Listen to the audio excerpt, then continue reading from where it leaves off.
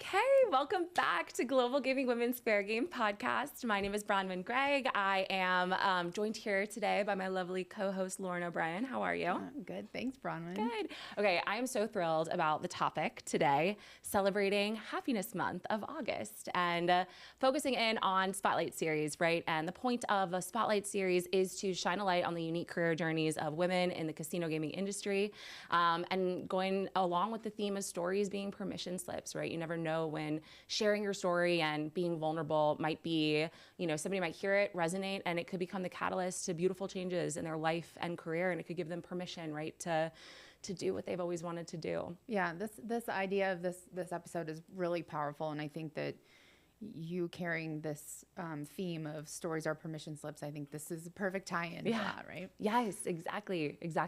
And there's only one person in this world that can get me to wear a color quite like this, so thank you for sprucing up my wardrobe and getting me to wear yellow. I think we look good in yellow. We might have to do this again. And I like your earrings. Oh yeah, shout out to my PIC, Kate. Yes, these are for you. We miss you, Kate. Earrings for Kate, yellow for happiness. I love it. Okay, so the theme of Happiness Month, and I'm actually going to read some quotes so I get this right. But Happiness Happens Month. It was started by the Secret Society of Happy People, which I love. I think I'm a part of that society. Most definitely. If it's secret, it's secret, but I think you're in it. I know. I think it might be obvious. So it started with Admit Your Happy Day on August 8th, 1999, and it actually ended up expanding into the whole month because they were like, well, happiness isn't just a day. Let's give it a whole month to celebrate. So now starting in 2000, all of August is Happiness Month. And I'm going to read some quotes by the society. So the month reminds us that happiness happens one small moment at a time, and it's our job to recognize those moments when they happen. It reminds us that sometimes a small action boosts our happiness, and it reminds us that happiness is a personal experience, and it's also contagious, and it's also a choice. So I want to pause there actually and acknowledge, right? And I do believe that happiness is a choice, but I think it's really important to acknowledge that people don't always have the luxury of that choice, right? Mental health is real. Chemical imbalances in our brains, right? Like that's real, right? Mental illness and all of that, grief, trauma, those are real things. And so, I personally, the way that I interpret that is more so choosing to wake up in the morning and dwell on the positive rather than the negative. Actually, one of my favorite books is called The Choice by Dr. Edith Eger. She was a Holocaust survivor, and she talks about her experience and then also the aftermath, right? And how she has gotten to a place where she's, still thriving in San Diego, gotten to a place where, she's able to. She has this quote, I think this will sum it up nicely. She has this quote that suffering is universal, but victimhood is optional. I think that sums it up. So I just want to pause there and acknowledge happiness is a choice with an asterisk. Yeah. It feels like happiness looks different on everyone. Right? Yes, exactly. So what are some of your personal habits? How does happiness look on you? How do you get to choose happiness throughout your day? Yeah, I love spending time with my daughter and my nieces. I think that they bring out the happy in me. I think when you see kids and you see young and innocence, and it just brings out joy, right? And I think that, watching them experience things for the first time and watching them go through life and learning is such a cool journey. And so I try really hard, no matter how busy we are, because you and I have seen each other's calendars. They're busy. A little overcommitted. Yeah, a little bit. I try to make it a priority to be with them because they do bring me joy. So beyond that, just stuff for me. I think it's okay to be selfish. I think selfish is not a bad word. Yeah. I love to get up in the morning when the house is really quiet, and I like to get on my Peloton and I like to do my thing by myself. Yeah. I think that also makes me happy. And that cup of coffee, I think you and I have also talked about how important that part is. But I like to have that by myself and just enjoy a few moments before I start my day. Yeah. Oh, I love that. Because that's incredibly intentional. You have to carve out that time. It's not happening. You're actively creating space for you to that 4:40 alarm. really is an active choice. 440? Oh my gosh, Lauren. Okay, actually though, the way that you're saying this, so I was never a morning person. And that extra kind of like hour in the morning to just like lollygag, dilly-dally, whatever, like I love that time. And now my alarm is like 5:30. I usually don't get up till 6:30 though, but TBD, it's a work from home You're day. trying. You're working on it. You're working on it. And the gratitude journals. I like to start the day with that. But yeah, like happiness doesn't mean that we're problem free or that life is easy. It means that we're actively choosing practices that do bring us joy. Yeah. So how do you feel like from a workplace perspective? Because I think that's really important too, right? We're talking about this choice, but work, right? That's where we spend most of our days, and a culture that actually allows for that choice to happen. I mean, what are your thoughts on that? Do you have any experiences of? Yeah, I think people thrive when they feel comfortable. Yeah. Right. And they have the option to be themselves. And I think that that's when you get the best out of everyone, and not just work. I mean, work's really important, right? I mean, that's how we make our living. Yeah. That's how we choose, to be here every day. But I think that when you show up to work and you are your authentic self, and don't get me wrong, there are days where I don't want to go to work and I don't want to smile, because it's just life. But I think if you choose happiness and you show up every day, and if you have a team and you show them that, I think that's showing them strength, and that's showing that you can be yourself, you can come to work and you can be comfortable, and you can smile if you want to. You can smile if you maybe later on not want to. You know what I mean? Like it's all a choice. And so you're showing up to the workplace happy no matter what you're going through, I think is really important, especially if you lead a team. Yeah. It 100% from a leadership perspective. I completely agree.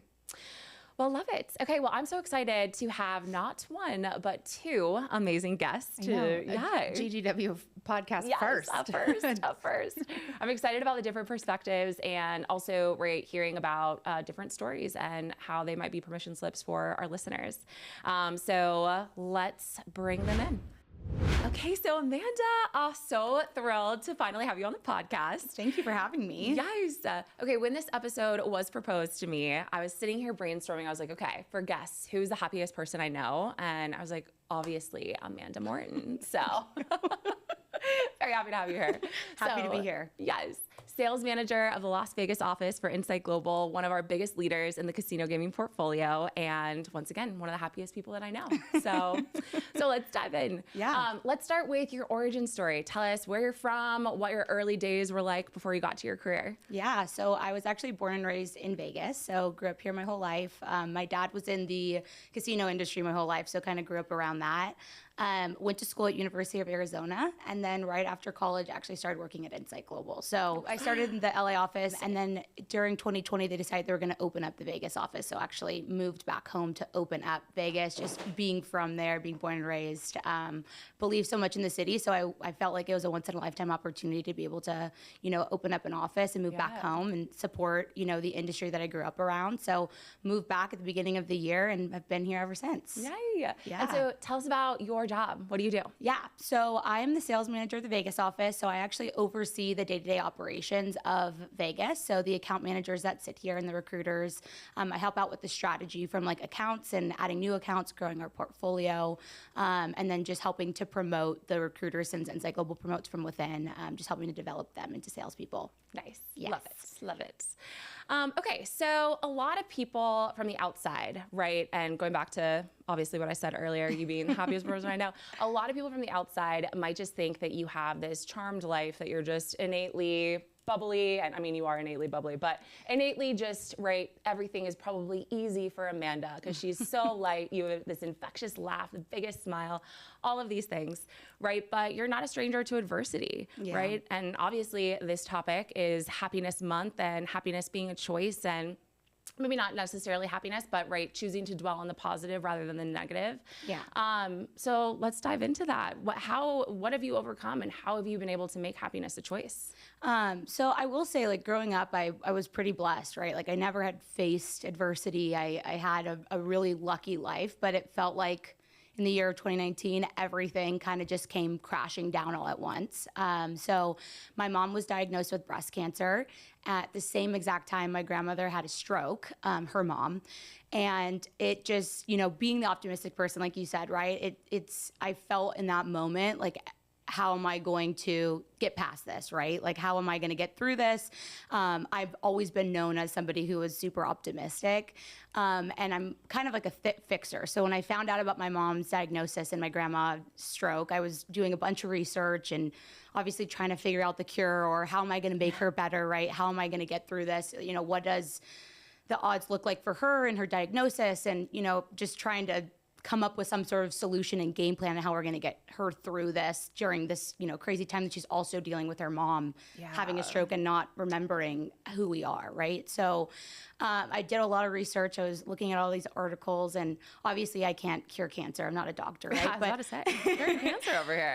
But I read one of these an article that talked about like the impact that the people that surround you have on your journey going through cancer, right? And how optimism leads to hope, and hope enables people or motivates people to, you know, want to keep going, keep fighting, because they believe that, you know, there is a light at the end of the tunnel. And I decided in that moment, I called my sister and my dad, and I'm like, we have to be the people of hope for our mom, right? Like, we have to be that person for her, that optimistic light, that she will get through this and that she will, you know, come out on the other side, and whatever the outcome is, right? We can't control her diagnosis, or we can't cure, you know, bring grandma's memory back, but we can control the way that we're dealing with this situation. Yeah. And I really truly believe, you know, unfortunately my grandma did end up passing away, but my mom is cancer free. She has been for the last 2 years. And, you know, it was a really dark time in her life, you know, losing her mom during one of the hardest times when you need your mom, no matter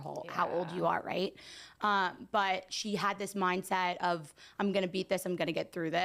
And not in like a ignorant way, right? Where I think a lot of people like tie in optimism with not being realistic of what's going on. Positivity. Yeah, but I think it's still okay to feel the feelings that you're feeling, but the way that you look at the situation, you can let it knock you down, right? And think this is just the worst thing ever. We're never going to get through this. But I truly believe if you focus on the positive and the things that you learn from that situation, it keeps you fighting, right? Keeps you believing that there is going to be a light at the end of the tunnel.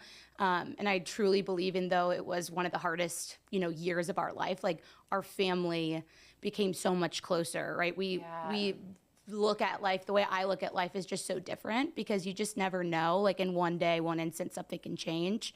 But the way that you impact the people around you is something you have control over. And I firmly believe it's so important to do that, right? You just never know what anybody's going through. And I think it's really important to make sure that you're always positively impacting people, because that is, you know, some people don't see the light. And if you could be the light for others, that's really important. And I feel that responsibility. So that's so powerful. That is so powerful. And I mean, exactly your point, control your controllables, right? And it sounds like it gave you such a gift of perspective. For sure. Yeah, it definitely did. Yeah.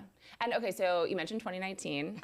So that, you know, sucks right before COVID. Yeah. And we work at the same company, obviously. So the Encyclable Las Vegas office, we opened January 2020. Yep. Great timing. Our recruiting firm, right? City hit hardest by unemployment, middle of pandemic. Yep. Love that. Yes.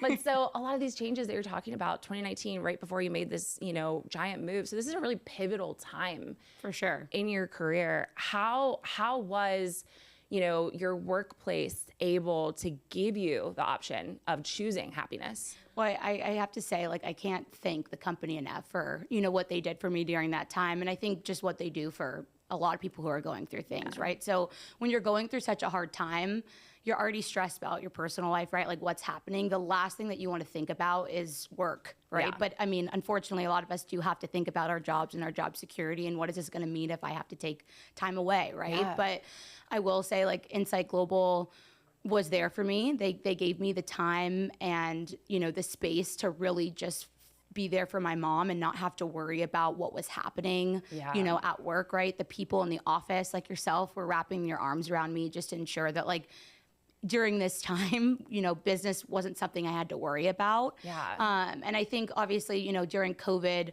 being in the staffing industry, we're really close to people who were losing their jobs left and right, you know? And the great thing that Bert did, our CEO, during that time was have those weekly calls talking about being the light for others. Like, that was the biggest thing, was how can we, as a company, help these people that are going through extremely dark times and be the light for them. And we were able to do that. And I think a lot of companies talk about culture and, people first culture. It is important, right? But to see that and be affected by it and see how much the company cares about you, it makes you want to work hard for other people. And I do think we have a really unique opportunity being in the staffing industry. We're a part of people's lives at all stages of their lives, and we have the ability to help them get into a new opportunity. And I think when you feel taken care of by your company, you want to do that for other people, and then in return just creates this amazing culture that I just am so proud to work for, and to be able to have the opportunity to do that is something that I'm always grateful for. I agree. Empowering people through the opportunity of work. I mean, it's huge. And exactly to your point, right? Like I actually just celebrated my 9-year anniversary with Insight Global. Love the company. My stepmom, I've been very open about it on social media, is unfortunately going through stage 4 metastasized cancer right now. And it was just so powerful, right? Like I remember, so most of April and May, I was in the hospital, right, with my mom and my stepmom, and my boss, Katie, Hillary, shout out, love you so much. She's about to go on that leave, so she might not listen to this for a while, but she was like, I'm gonna call you. And I was like, uh-oh, like, what is she calling me about? And she was like, we get on the phone. She was like, I just wanted you to hear my voice. Like, you have all the support, all the flexibility. You do not have to worry about a thing. Like, we are here for you. And she held that space for me as a boss. Like, who does that? So, I mean, I ended up out of work for like a month, over a month. And unfortunately, my dad, my grandfather, I consider my dad, had a massive stroke in 2019. And the same thing, it was like a month off of work. And my boss at the time, Richard Amaker, called me and was like, you don't have to worry about a thing. And it's like, this is why government programs like FEMLA, FMLA, like that's why they exist. And our culture holds that space, and for sure holds space for the candidates and the contractors and the people that we place on site too. Exactly, which I think like is so important for us to have that perspective, because you just don't know what people are going through. And I think having the ability to be there and give that to our contractors, because we know that we have the ability to feel it ourselves when we're going through hard times, it really is something special. So and that workplace safety, that workplace security, it gives you that luxury of choosing happiness. For sure. But it starts with that, right? Like it's a choice, but there has to be space for that choice. 100%. Yeah. Oh, that makes me happy. Okay, so to sum up the conversation, tell us your favorite practices, your favorite habits, hobbies. What do you do, those little moments of your day that continue to make you happy and bring you joy? So I always start my morning listening to like positive music, right? Like I think music has such an impact on your mood, and it can bring you back to a really good time. I feel like music has the ability to hold so many memories and take you right back to that place. So whenever I'm feeling down, or even when you have that Monday where you're like, oh, I just don't want to get up, right? I think starting the day with music. And then I also write down like little words of affirmation all the time. If ever I like have a moment or I interact with somebody who is positive or excuse me, I leave the interaction feeling good. I write that down. Also, in those scary moments of thoughts, I know we talked about this, but we both watched what is the show? Oh my God, I'm blanking. This Is Us. This Is Us, yes. And Randall and his wife, when they were going through like hard times or a big change, they would say the scariest, like, what's your darkest thought for this? Like, what are you so scared of? And like, let's say it out loud and let's make it, known. And it doesn't make that so heavy. Yeah. So me and my husband do that all the time. Like when he's interviewing for a new job, or, I'm going up for something that, I'm nervous about, or I have to have a conversation, whatever it may have you, just writing those down, I think it helps to stop the fear from it. Like, okay, this couldn't actually happen. And if it did, we'd be okay. Yeah. And then I also read this thing of and it's stuck with me.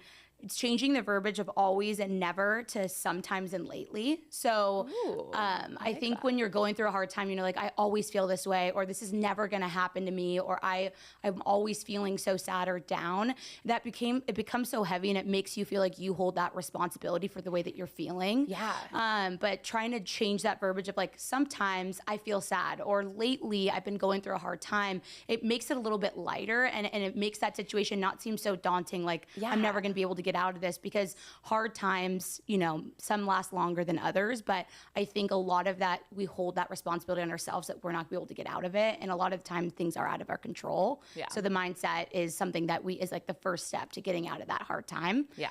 So changing that verbiage is Little reframe. Yeah. Yeah. I love that. I love that. And exactly, like you just emanate this, right, energy that just lifts people up. So Thank I agree. You definitely, right, leave situations being more positive. I actually, there's this, speaking actually of podcasts. So another podcast that I love to listen to, Think Fast, Talk Smart. It's Stanford's like graduate school of business. So one of my favorite episodes that they did, one of the lecturers within that program, Allison Kluger, she's talking about personal branding, right? And she has this phrase, right? Like your reputation is the echo that precedes you in a room and the echo that remains when you leave. And I very much like feel that about you, right? Oh, Everything, thank you. yes, you're talking about in terms of these like little habits, these little tips and tricks throughout your day. It just, I mean, it adds to this energy that you fill up a room with. So Thank you. those are good tips, especially from Amanda, happiest person I know. Okay, so how we close out every Spotlight series with some standard questions. So my favorite one, tell us the best compliment you've ever received and how it positively impacted you. So this was like the first month that I was working at Insight Global. I was working on a role in LA, and it was a super easy, more of like a lower level position. And I was talking to a bunch of candidates, and I came across this man who had been in the job market. He was super qualified. He was getting the feedback from a lot of companies that he was overqualified, but he was a single dad of 4 kids. And, he was just at this point where he was feeling really down, right? And we had a great connection. I fought really hard for him. He ended up getting the job. Even after, everybody's like, I just think I'm like, just give him the chance, right? Yeah. And when I offered him the job, he said, you believing in me made me believe in myself. Oh. And I had just started with the company, and that's always stuck with me because it's like, I think it's very easy talking to so many people a day to not realize like the smallest of interaction that you have with somebody can make a huge impact in them. And that's always stuck with me just in every interaction that I have with anybody, right? Is like, believing in other people or leaving somebody better than you started with them. I think you never know whether it's, the checkout worker at Smith's or, the Starbucks lady in the drive-through line or man in the drive-through line. Those small interactions, it's so easy just to make them transactional, but I think it's really important to always leave people better than you started with them. And just a smile or a thank you or how are you, you never know. And I think it's something that's so small that can make such a big impact. So okay. And the way you articulated that's exactly why this is one of your questions in the Spotlight series, like standardization, is because of that, right? Like a compliment takes 2 seconds, and it can completely change somebody's day. And for sure. Just the way you articulated that's exactly why this is a question within Spotlight series. So I love that. Thank you. Yay. Well, Amanda, thank you so much. I feel happier after this conversation. So do I. Thank you. I don't know if it's the yellow or I know, you. It might be the yellow. I think it's us and the yellow. Love it. There's a laugh. Thank you. Thank you. All right, Kiley, welcome to the Global Dating Women podcast. So excited to have you on this episode. I know. I am so excited. Thank you. Yes. Well, I'm so happy to have a mentorship committee member here being interviewed, as well as your senior business development executive for Konami Gaming Systems side of things. Yes. Yes. And I love the story, right, of how we got here. And we'll dive into that, right, your LinkedIn post and all that. But before diving into the depth of our conversation, let's start with your origin story. Where are you from? What was life like before you started your career? Well, I'm originally from Arkansas. A lot of people don't know that. Erica Kozman and I actually grew up not far from each other. We didn't realize this until years later, but it's amazing that GGW has brought me to this place and brought me to a lot of very important people and opportunities in my career multiple times. So thank you for that. Love that. I moved to Oklahoma shortly after graduating high school, went to school out here. Early career days were primarily like communications, public relations, and then I started gradually getting into marketing. That's how I ended up in gaming. I was the director of marketing for a smaller gaming enterprise, tribal gaming enterprise here in Oklahoma for a little while. And then I went to the vendor side. I worked for Casino Cash Track, another software company in gaming for about 5.5 years before starting with Konami. And I just recently celebrated my first year at Konami like last week. So Congratulations. Oh, that's awesome. Thank you. Happy anniversary. Okay, Thank actually, you. something you just said, I'm a little bit of a curveball here. We didn't really prep this, but you mentioned that Global Gaming Women was a big part of your career journey and what led you to your current role. Yeah, so I worked for the Chickasaw Nation, not in gaming, but I worked for the Chickasaw Nation years ago before I got into gaming. And Erica Kozman was making a a name for herself there across the nation and in gaming and specifically marketing. And I always looked up to her. It's funny because I didn't realize then who she was and how close we were connected in our childhood. And I just saw her like, I was so inspired by her and I wanted to be her. And when a friend called me out of the blue, a family friend, and said, "Hey, there's this opportunity opening up. I think you'd be great. Do you want to work in the casino industry as a director of marketing?" And I was like, "This is my chance. I can be like Erica."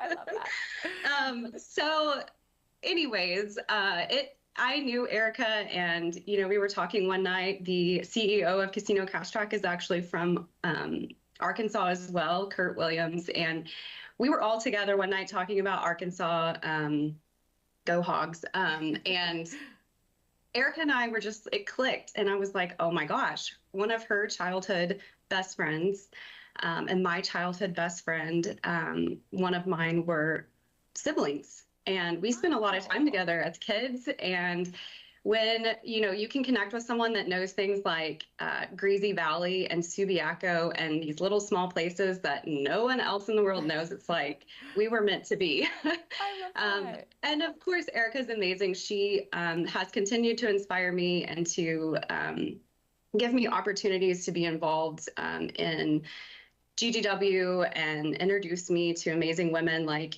all of you. And so, yeah, it's super great organization. Well, definitely full circle because I am so incredibly inspired by you. So thank you, Erica, for getting Kiley into Global Gaming Women. We love that.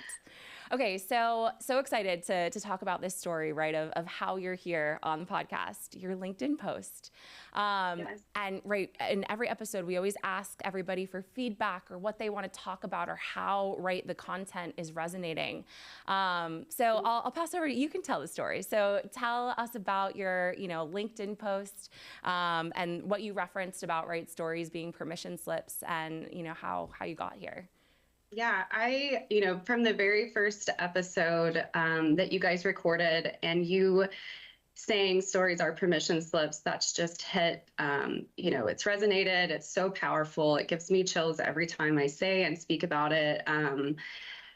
The post, I think we talked about this. I'm kind of an open book. I see that work and life lead, they're so intertwined. And I spent probably the first part of my career thinking that those had to be separate until that clicked. Yeah. And I just, I don't work that way. I don't lead that way. I'm an open book. I want to know people's stories. I feel like it's so empowering to be able to show up truly, as you are, and to have that space, and to understand why people are the way they are, because a lot of times once you understand that, things start making sense. You understand why they work the way they do, what inspires them, motivates them, all the things. So I do share some personal things on LinkedIn, and last month we had an opportunity to honor our son who passed away.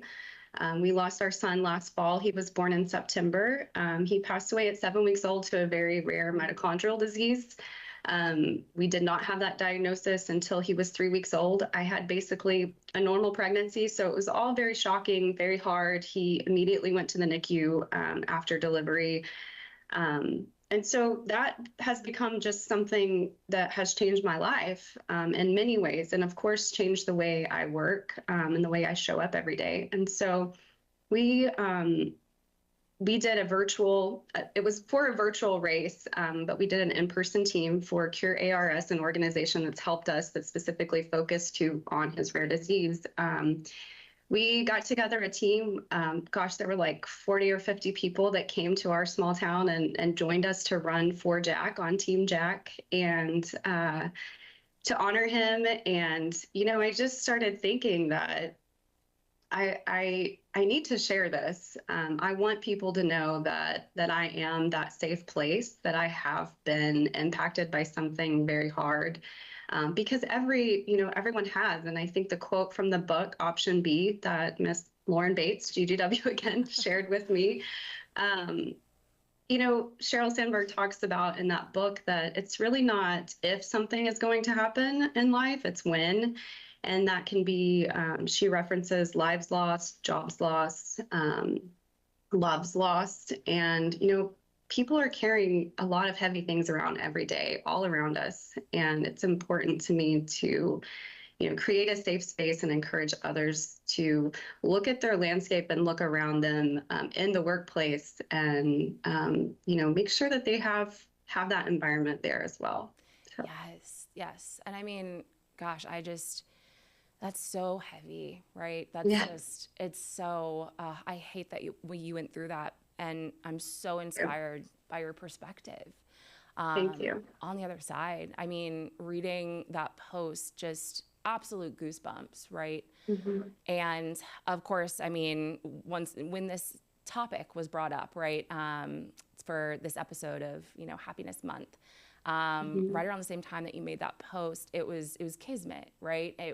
You were holding space for others and being so open about that and going through this incredibly hard thing, but still choosing to look at the positives, to be happy, right?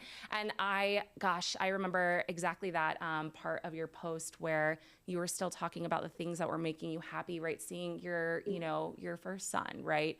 Celebrating during the race, right? And choosing to look at still the positivity in your worlds, which is hard and it's powerful. And so quoted from your post, I share my story so others know I am a safe place. I share to encourage others to create spaces for hard conversations, regardless of how uncomfortable, because survivors need support. Yes. I mean, amazing. I think this is all about happiness, and it's hard to say that happiness is a choice, but when it comes down to it, it is. And I think it's understanding that I am happy. I have a great life, and I'm so thankful. Like the post said, of I have a 10-year-old son who's perfectly healthy, and he's my main man. He's amazing and so kind and funny. And most people at that race I'm the mom. I'm the reason they're all there. And the fact that I'm standing there, I'm doing it. People always say, I don't know how you do it. But like the post said, look around. I love being, a mother, and my oldest son deserves to have a healthy and happy mother so that we can have, move forward and have that happy life, and continue on regardless of how, hard that is. And I think it's just, you can't just choose to be happy and say, I'm happy. And then it just, everything's peachy. It doesn't work that way, but you can make small choices that impact the overall picture. Sometimes they work, sometimes they don't work. And we can talk more about that, about tips or things that you can do. But yeah, I think you just have to change the lens and seek the good that's around you. Yes. It's so powerful. And we're just so grateful for your vulnerability. Thank you. I know. Thank you. Yes. Jack would be very proud. So. Yes. Yeah. I think, we keep talking about the amazing things about GGW, but on a personal aspect, this is just you creating this space, GGW having this space for others to come and share their stories. I think I mentioned it to you once when we talked or through text that, it's incredibly healing for me as a mother. As a parent, you dream of what your child's going to be and you want to watch them grow and do all these things. And with Jack, I don't get that. And I've come, as hard as it is, I've come to terms with that. But I'm choosing to create any sort of positive out of his story, whether that's using it to promote research for an incurable rare disease, or to hopefully inspiring others by sharing this part of our story. But how can I see his life play out in any sort of way and still say his name and know that his life matters? So thank you, Bronwen, for this. Of course. Oh my gosh, thank you for being here. And it's so interesting too, because, right, and we'll get into our favorite Spotlight Series standard question, right, compliments at the end of this conversation. but it's in that concept, right? Like when you're sharing these things, these heavy, things that happen in life, and also these beautiful perspectives, right? That, these things can give you. There are going to be people who vocalize, right? I'm sure a lot of people are going to message you and did message you right after your LinkedIn post, and I'll message you after this this conversation. But it's all the people that don't necessarily make a comment about how inspired they are, right? It's those little things that it's that ripple effect of you can change the world. So yes, so much meaning. Just thank you. Thank you. And also too, right, so you mentioned that overcoming this adversity, it's actually made you a better leader. So let's talk about that, right? Like going back to the workplace, how has that impacted how you show up in work, and how has workplace been able to give you the option of choosing positivity and happiness? I mean, I think it's working I work in an environment where I feel, it is a safe place where I can have the boundaries that I need if I'm having a hard day, a hard time with something, if I need a little help, whatever that is. But, in the workplace, I think you can take a moment, like I said earlier, to look at the landscape and the environment, and what resources do we have for people, or do my employees feel safe and comfortable, maybe with not sharing all of the details of everything. They don't need to do that, but just to say, I'm going through something that's really heavy and hard, and I need to call it a day. My productivity is lacking, and I just need to regroup and focus and come back stronger tomorrow. It can be as simple as that. But then just having that understanding that you truly don't know what people are carrying with them every day. You don't know the battles, and just that relationship of knowing that someone can be brave enough and have the courage to speak up when they need it. And I think that's so important in the workplace, because productivity is so influenced by not what's just going on at work, but at home. So if you don't have that, I mean, as far as from a business perspective, you're going to start seeing it, it's going to be impacted. And if you don't understand what's going on, I think then that changes. I've heard of people being put on performance improvement plans, and then it's like, this person was a rock star, what's happened? And then you realize, like, they've been going through something that's really hard. Like, what would have happened? How would that have changed if you would have known that from the beginning? It would have been a totally different conversation. Yeah. So exactly. And that's such a well-articulated point, right? Productivity is so influenced by what's going on in the workplace, but also at home. And to acknowledge that, right? I mean, gosh, I could see you being a incredibly inspiring leader with the emotional intelligence and empathy that you hold. Thank you. So that's amazing. I think it's a really good reminder that good leaders, they lead with that empathy. You have to be able to, look Absolutely. at it's really looking at the person. It's not the commodification of employees. Yeah, it's the personhood. Right. Yeah. Okay, so you mentioned tips and tricks. So what are your kind of best practices, little habits? What do you do to bring positivity and happiness into your day? I have these, I look at it like, I played sports growing up, so I look at it like what are the fundamentals of this game, and overcoming grief, I guess you could say. Yeah. And they're not the same for everyone, but I think that's part of choosing happiness, is it's continuous work, and you have to, keep trying and come back every day until you figure it out. But I think the very first thing that I would recommend to anyone is working on that self-worth and confidence, and knowing that you deserve this before anyone else. You deserve to be happy, and, to move forward from whatever it is, or just maybe something, didn't happen the same as that's happening to me, but that you deserve it. And from there, I mean, you can journaling helps. Self-affirmations, like say them, write them down, put sticky notes on the mirrors in your home, in your car, whatever it takes. But anything to keep you going like that, and knowing that, you do deserve to be happy. I've also learned that the harder you fight whatever it is you're struggling with, the stronger it comes back. I think in my post that we talked about on LinkedIn, I said, embrace the suck. Yeah. And that's from the book. But, you just kind of have to lean into it. You have to befriend it. And that sounds probably silly to some, but keep it close, because the harder you push away, when you're triggered, when you're filled with emotions, it's going to come back so strong. Yeah. That completely makes sense. You can't emotionally bypass grief, right? Right. Yeah. Right. You have to go through it. Yeah. It's unfortunately stuck. And, I don't know if it's ever going to go away. I guess I'll learn, but, routines help. Finding a routine, that can be, coffee time in the morning. It doesn't have to be, I love to work out and start my days with exercising a few days a week. That's how I exercise is so great mentally and physically. But, finding little things like that, if it's waking up an extra hour early with coffee, just the quiet time before you start parenting or work, whatever it is in the morning, journaling, again, that's something that's great to put in a routine. Yes. I love my gratitude journal. Start every day with Yes. a little 5-minute journal. Yes. It doesn't have to be long. It's like you said, 5 minutes, just anything. Exactly. And then rest. Like, it sounds cliche, but you cannot pour from an empty cup. And, you have to take care of yourself. And rest is important. Yeah. I got this analogy from a therapist once, and I love therapy.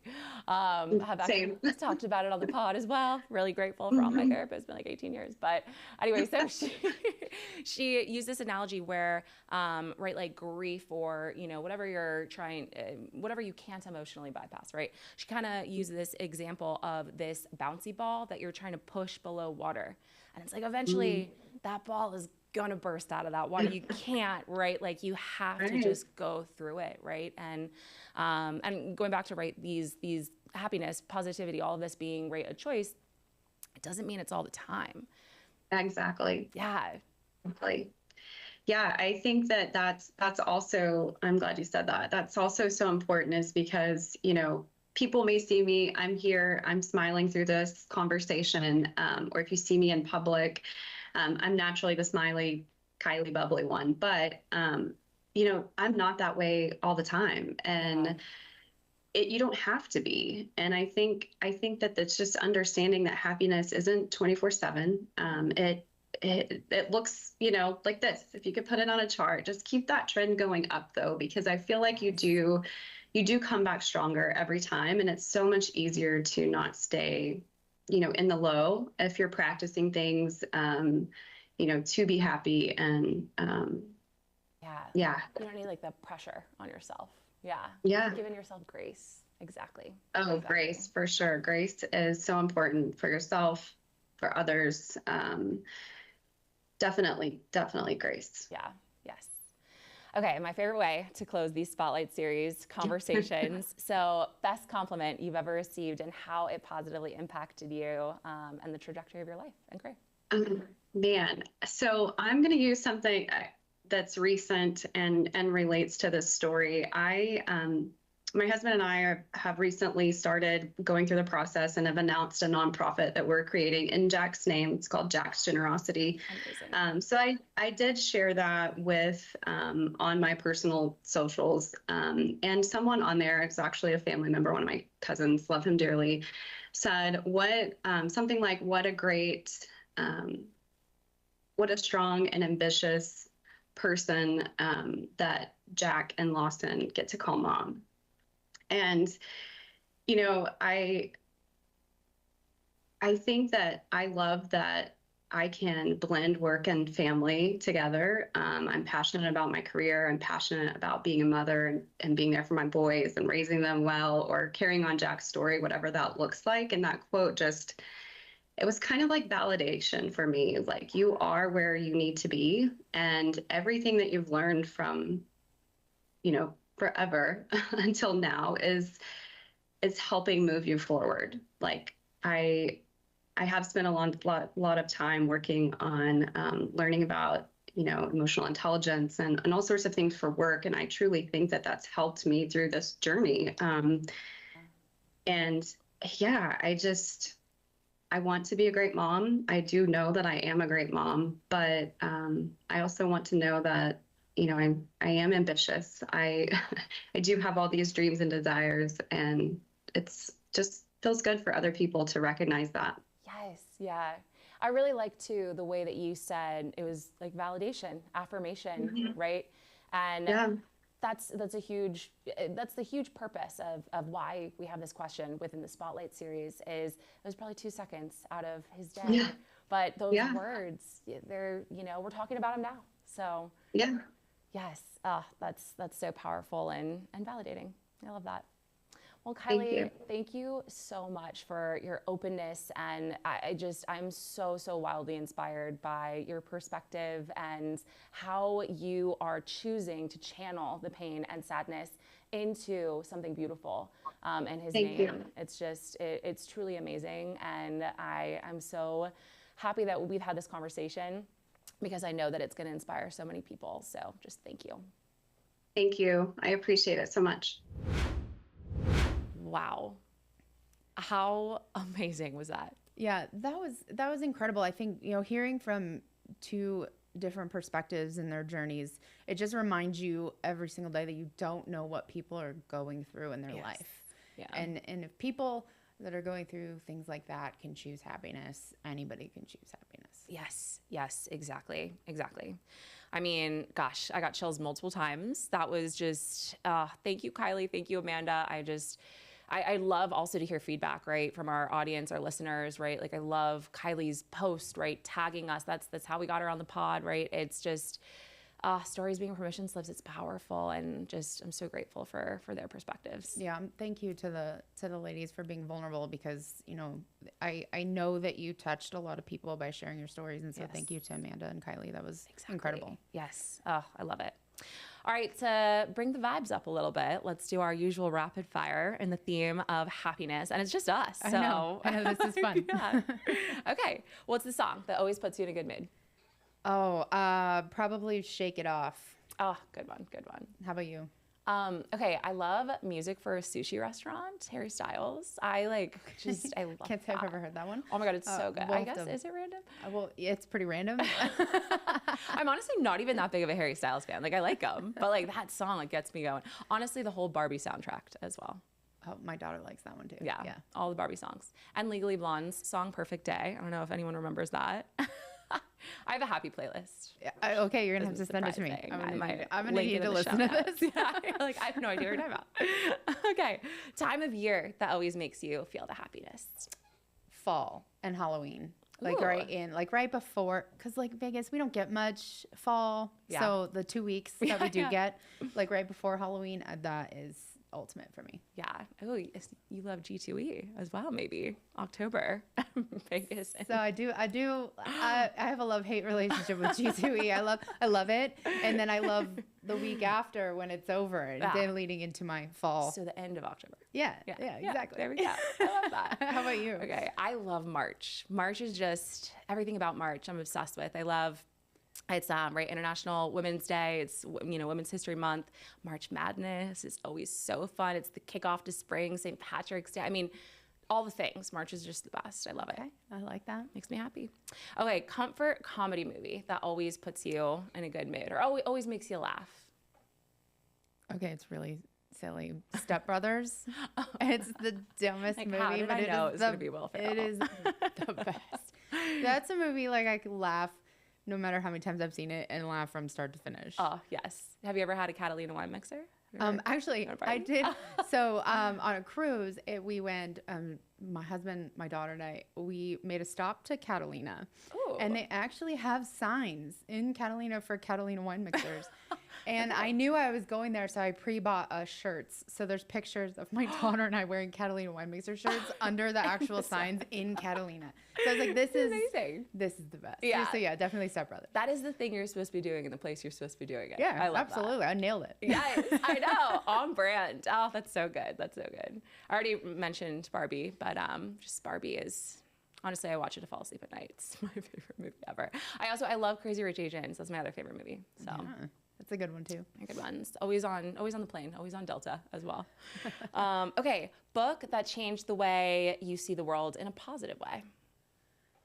I think I'm gonna have to go with Lean In, Sheryl Sandberg. I think it was not only my intro to GGW, which changed the way I think about a lot of things, but it was the first time like I really started to process things differently. And I mean that in like, not just like a passive way. I really started to look deep into situations and understand them. And I think that was kind of the catalyst for that. So I'd have to go Lean In. That's so good. Yeah. And Kylie mentioned option B. We've got a lot of Sheryl Sandberg fans here. I love that. I love we love you, Lean In. Sheryl.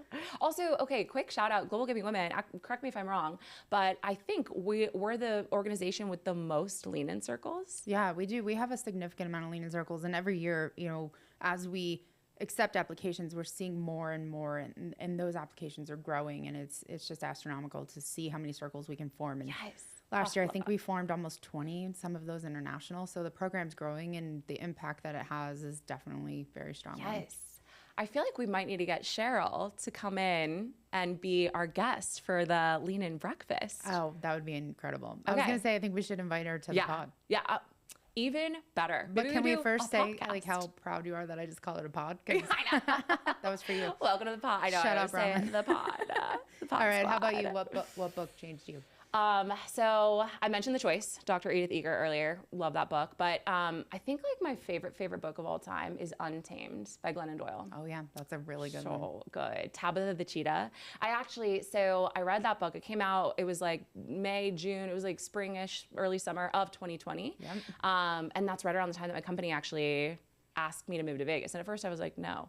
And like, who moves to Vegas in the middle of a global pandemic, right? But I was reading Untamed, and the way that she was talking about Tabitha the Cheetah, I won't give too much away because I want everybody to read it, but just, I think about Tabitha the Cheetah a lot. So read Untamed.